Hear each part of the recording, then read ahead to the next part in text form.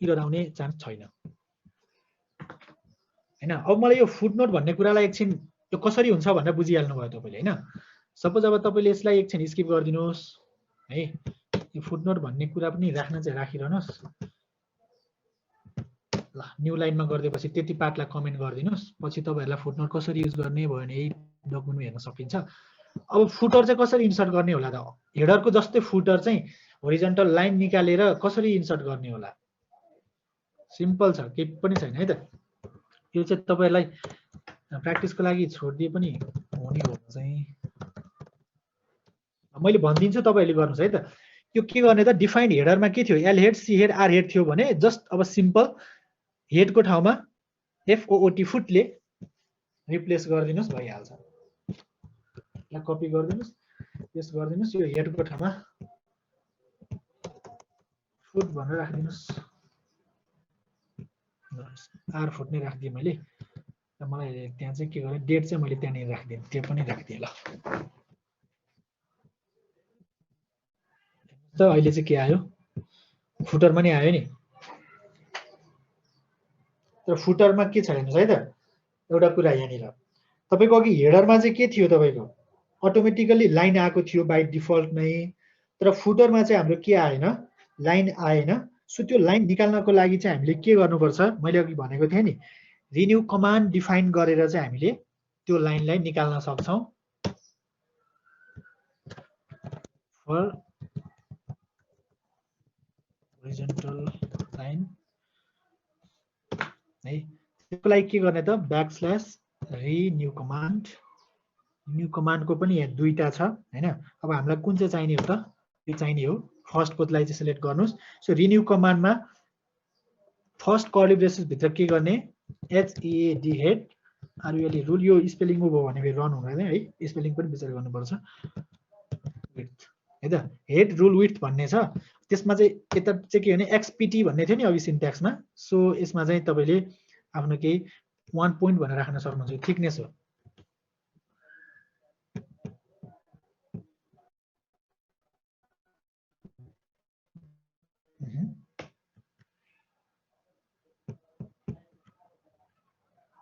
आउँछ है त। हेडरको पनि डिफाइन गरौँ। रिन्यू कमान्ड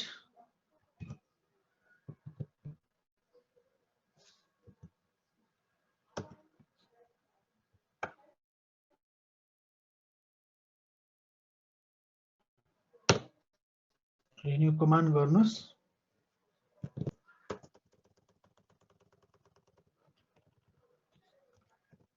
फर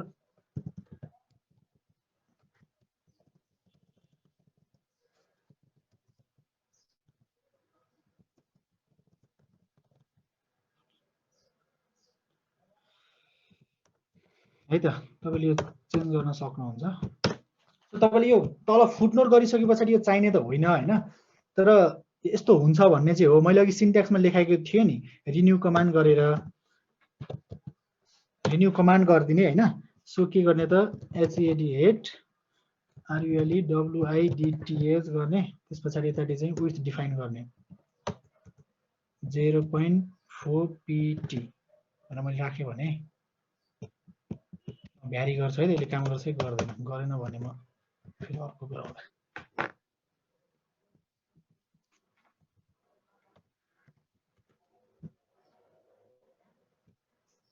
चेन्ज भएन है यसमा।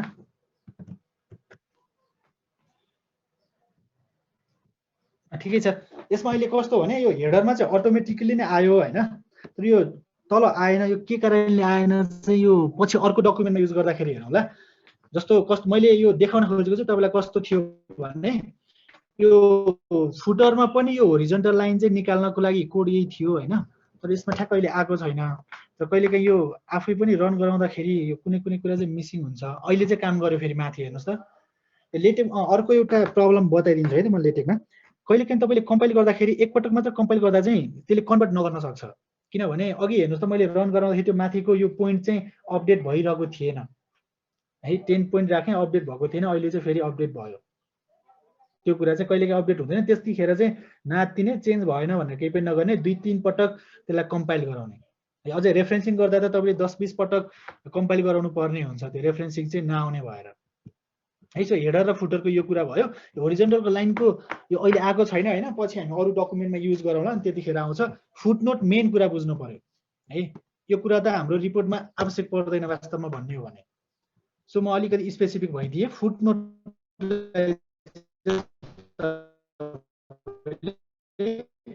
बढी फोकस गर्नुहोस् ल, चाहिन्छ।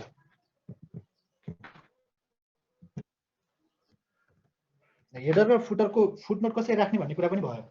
यति कुरा सबैको रन भएको छ भने यस लेख्नुहोस् त, रन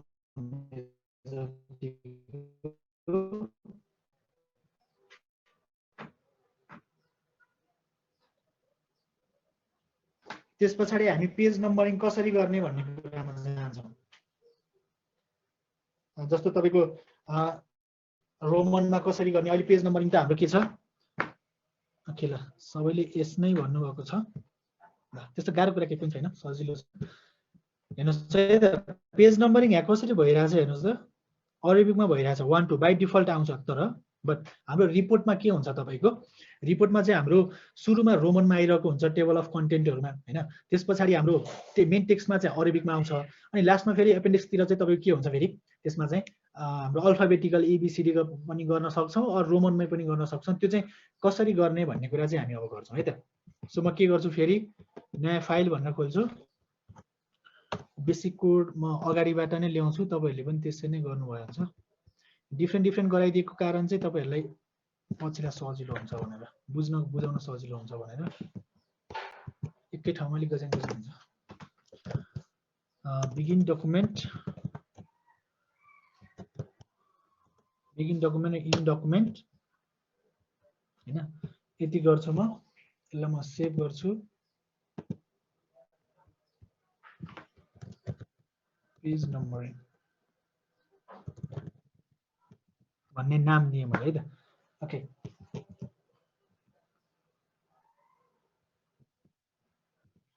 फाइल नट फाइन्ड के गर्छु म अब यसमा चाहिँ म केमा काम गर्छु भने तपाईँहरूलाई म यसमा ओके रिपोर्टमा काम गरेर देखाउँछु नि त एकपल्ट। आज रिपोर्टमा काम गरेको छैन है, रिपोर्ट डकुमेन्ट क्लासमा काम गरौँ है त। आर्टिकल र रिपोर्टमा के फरक हुँदो रहेछ भनेर पनि फरक छुट्यौँ हामीले।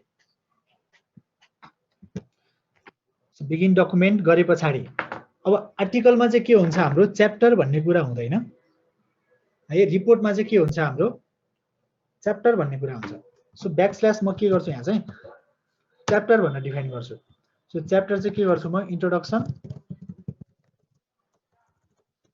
इन्ट्रोडक्सन एन्ड ब्याकग्राउन्ड गरेँ है त।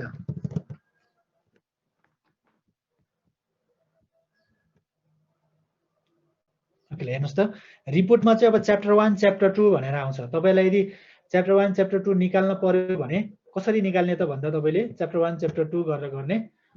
अब यसको लागि चाहिँ हेर्नुहोस् है त, म एउटा टाइटल भन्ने कुरा पनि राख्छु।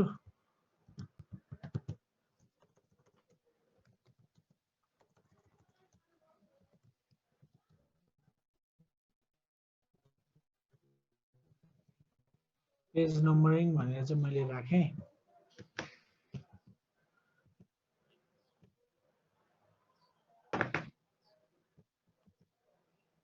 इरर आयो स्पेलिङ मिस्टेक भएर।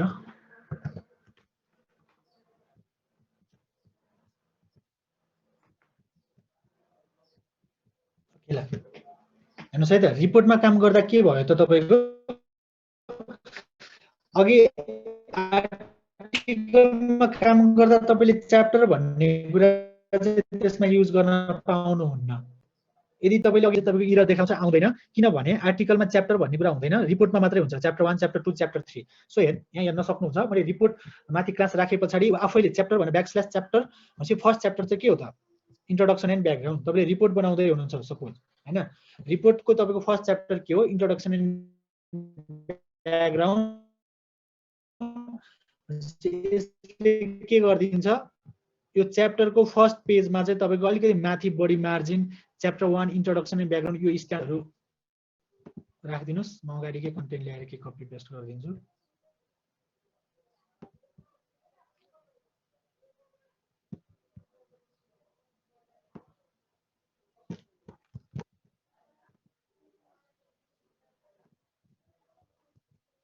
यसमा चाहिँ हामी एउटा रिपोर्टको स्ट्रक्चर चाहिँ अब यहाँनिर क्रिएट गर्छौँ है त विथ पेज नम्बरिङ सहित।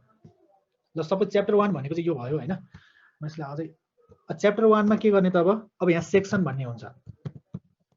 सेक्सन, सब सेक्सन भन्ने चाहिँ तपाईको चाहिँ आर्टिकलमा पनि हुन्छ र रिपोर्टमा पनि हुन्छ। र रिपोर्ट एडिसन के हुन्छ भने च्याप्टर भन्ने कुरा एडिसन हुन्छ, आर्टिकलमा हुँदैन। सो च्याप्टर के गरेँ मैले, च्याप्टर 1 इन्ट्रोडक्सन एन्ड ब्याकग्राउन्ड भनेर गरेँ। अब यसको च्याप्टर 1 को फर्स्ट टपिक भनेर मैले के लेखेँ, इन्ट्रोडक्सन भनेर मैले फर्स्ट टपिक चाहिँ यो लेखेँ। र सेकेन्ड टपिक म के लेख्छु, ब्याकग्राउन्ड भनेर लेख्छु। अघिकै कुरा हो है त, जस्ट च्याप्टर मात्रै फरक भएको छ। मैले अब यसमा धेरै टाइम दिनँ, अघि पनि गरिसकेँ। म अब च्याप्टर 2 मेरो के हुन्छ, फेरि च्याप्टर लेख्नुहोस्।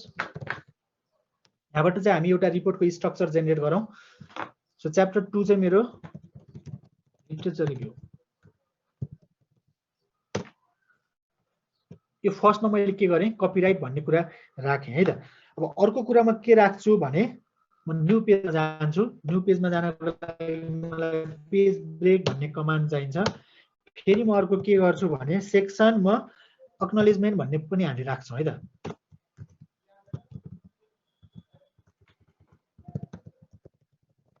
तपाईहरुको रिपोर्टमा यो राख्नुहुन्छ नि, तपाईहरु मैले रिपोर्टकै स्ट्रक्चरमा गइरहेको छु है त। हेर्नुस् त, एक्नोलेजमेन्ट भन्ने अर्को आयो नि।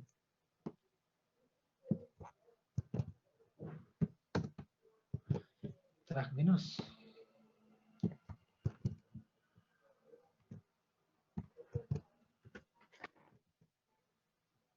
एक्नोलेजमेन्ट भन्ने अर्को आयो।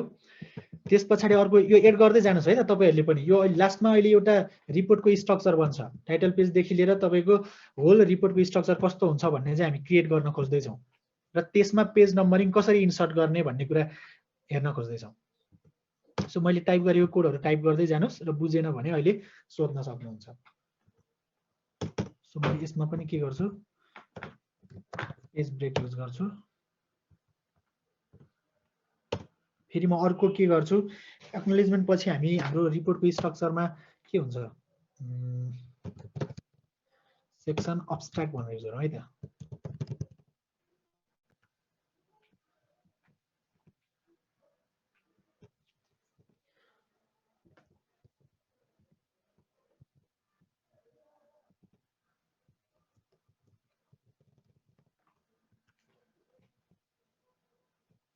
अब्स्ट्र्याक्ट भन्ने पनि भयो। सो अब्स्ट्र्याक्ट भए पछाडि तपाईको लगभग यति नै हुन्छ है त।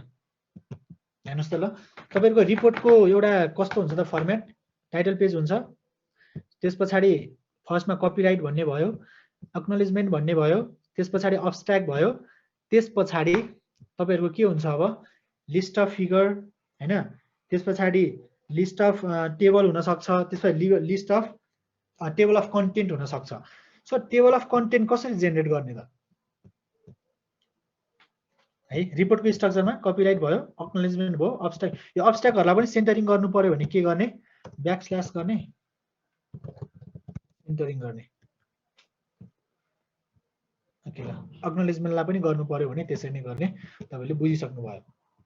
अब हेर्नुस् त, सर हेरौँ, कपिराइट, एक्नोलेजमेन्ट, अब्स्ट्र्याक्ट, च्याप्टर 1 आयो, च्याप्टर 2, च्याप्टर 3, च्याप्टर 4, ठीक छ। ल अब हेर्नुस् त, टेबल अफ कन्टेन्ट जेनेरेट कसरी हुन्छ त, यहाँ अटोमेटिकली हुन्छ। सिंगल लाइन कमान्डले टेबल अफ कन्टेन्ट जेनेरेट गरिदिन्छ। सजिलो छ नि। हेर्नुस् त,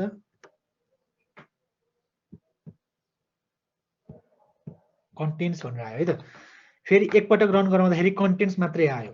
सो फेरि अर्को पटक पनि रन गराउनुस्, एकैपटक कम्पाइल नभएको। हेर्नुस् त, टेबल अफ कन्टेन्ट आफै जेनेरेट गरिदियो कि गरिदिएन।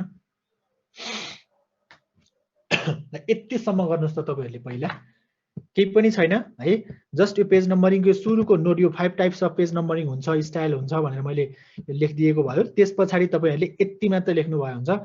च्याप्टर 1 च्याप्टर 2 भइहाल्यो। र टेबल अफ कन्टेन्ट भन्ने एउटा कमान्डले चाहिँ के गर्छ, तपाईको table of content automatically standard फर्मेटमा जेनेरेट गरिदिन्छ। सबैको यति आउन पर्यो। अनि त्यस पछाडि चाहिँ म के कुरा सिकाउँछु भने, तपाईको टेबल अफ कन्टेन्टमा त कपिराइट पनि आउनु पर्छ, एक्नोलेज पनि आउनु पर्छ, अब्स्ट्र्याक्ट पनि आउनु पर्छ नि त। त्यो आएको छैन नि कन्टेन्टमा। हेर्नु त, सो त्यसलाई कसरी जेनेरेट गर्ने भन्ने कुरा सिकाउँछु। पहिला यति चाहिँ आउनु पर्यो सबैजनाको। ल यति आउने जतिले एस लेख्नुस्, नआउनेले नो लेख्नुस् त।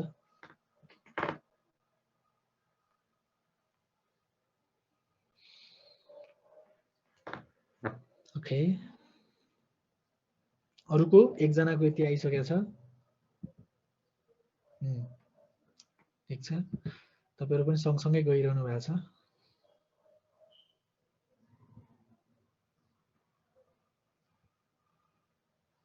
ल, गाह्रो केही पनि छैन। ओके, थ्याङ्क यू है त। अब हेर्नुहोस् त, टेबल अफ कन्टेन्ट त हामीले सिंगल लाइन कमान्डबाट नै कति सजिलै निकाल्यौँ हैन। अब मलाई चाहिँ मैले के भनेको त, हाम्रो यो पनि आउनु पर्छ नि टेबल अफ कन्टेन्टमा त। कपिराइट भन्ने पनि आउनु पर्यो, एक्नोलेजमेन्ट भन्ने पनि आउनु पर्यो, अब्स्ट्र्याक्ट भन्ने कुरा पनि कन्टेन्टमा चाहिँ आउनुपर्छ। सो त्यसको लागि के गर्ने त है, त्यसको लागि एउटा कमान्ड युज गर्नुपर्छ हामीले। यो कपिराइट भन्ने कुरा चाहिँ केमा आएन, कन्टेन्टमा आएन। अब हामीले कमान्ड युज गरेर के गर्नु पर्यो, कपिराइटलाई पनि कन्टेन्टमा निकाल्नु पर्यो है त। सो मैले के गर्छु भने यो सेक्सन अनि यो कपिराइटको छ नि कमान्ड, त्यो भन्दा तल जानुहोस्, त्यसपछि के गर्नुहोस्, \8 के हुन्छ भने हाम्रो कन्टेन्ट गर्ने हो नि त हैन है। ठिक छ, त्यस पछाडि तपाईको यो TOC भन्ने हुन्छ, त्यस पछाडि हाम्रो सिन्ट्याक्स हो, म बुझाउँछु तपाईहरुलाई, अहिले टाइप मात्रै गर्नुस्, सेक्सन गर्नुस् र यहाँ चाहिँ नाम लेखिदिनुस्, कन्टेन्ट्स। यति कुरा चाहिँ आउनु पर्यो।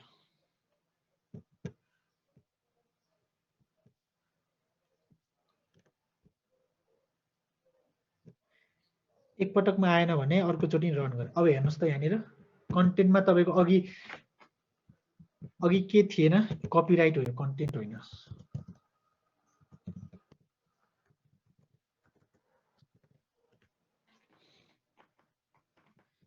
ओके, ल कन्टेन्ट्समा हेर्नुस् है त, यसलाई दुई पटक रन गराउनुस् है।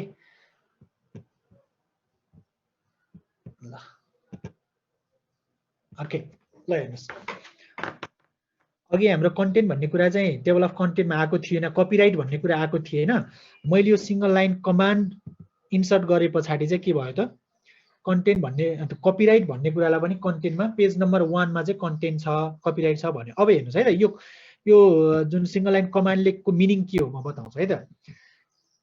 एड कन्टेन्ट्स लाइन भनेको छ है त, एड गर्ने, के गर्ने, कन्टेन्ट्स लाइन एड गर्ने, कहाँ गर्ने, टेबल अफ कन्टेन्टमा चाहिँ यो कपिराइट भन्ने कुरालाई चाहिँ एड गर्नु पर्यो। यो सेक्सन भन्ने छ र यो नाम चाहिँ के राख्ने त, कपिराइट है। तपाईले यो होललाई अप्पर केसमा लेख्नु भयो भने यो टेबल अफ कन्टेन्टमा चाहिँ जसरी जेनेरेट गर्न मन लाग्छ त्यसरी जेनेरेट गर्न सक्नुहुन्छ।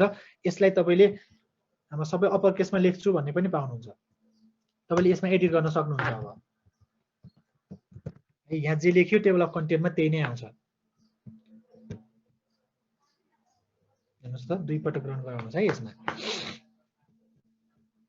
ओके ओके, ल कपिराइट भन्ने कुरा पनि आयो। अब एउटा गरे पछाडि तपाईहरुले पक्कै पनि अर्को पनि गर्न सक्नुहुन्छ।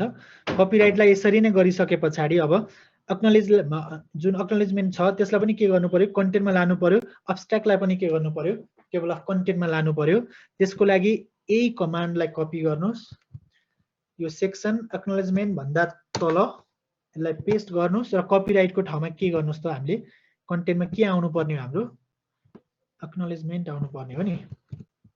सो यसमा यही राख्नुस्,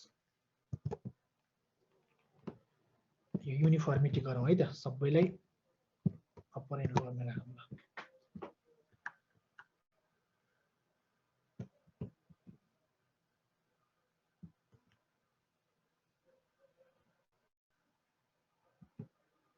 कन्टेन्टमा हेर्नुस् त, एक्नोलेज पनि आयो, एक्नोलेजमेन्ट पनि कन्टेन्टमा आएको छ। सो अर्को अब्स्ट्र्याक्टको लागि पनि त्यही गर्नुस्, एउटै सिन्ट्याक्स हो, जस्ट नेम अफ कन्टेन्ट मात्रै चेन्ज गर्ने हो।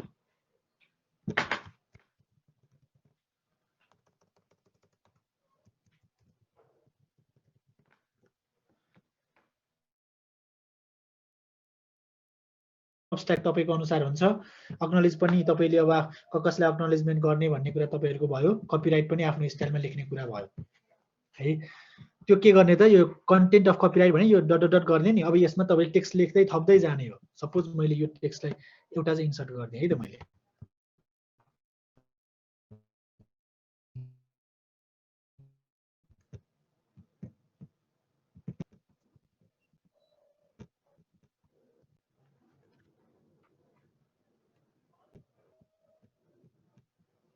अहिले अलिकति फर्मेटमा जस्तो भयो। यो एक्नोलेजमेन्टलाई पनि सेन्टर नै गरिदिउँ।